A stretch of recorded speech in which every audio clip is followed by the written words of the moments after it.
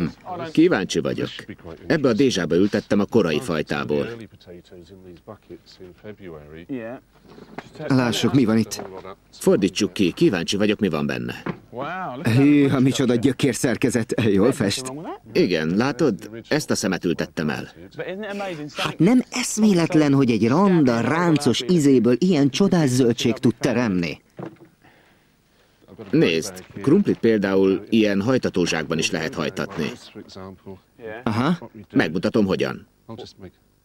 Ja, hogy így. Igen, a zsákot itt fent felvágod, álljon meg biztonságosan. Megmutatom, hogy ültethetsz el benne egy új krumplit. És teremni fog? Igen, remélhetőleg. Kicsirázik? Igen, ide bedugod. És ha kiszárad? Ezt rendesen kell öntözni, ha jól ledugtad. Csak egyet? Talán lehet több szemet is. Az oldalát felhasítod. Miért? Ez alulra megy. Há, zseniális. Kísérletezem. Értem.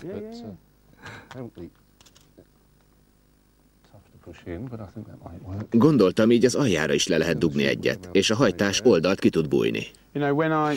Amikor Londonba költöztem, zsebkendőnyi, de napsütéses kertem volt. Ott 3-4 zsák is elfért volna. Az biztos.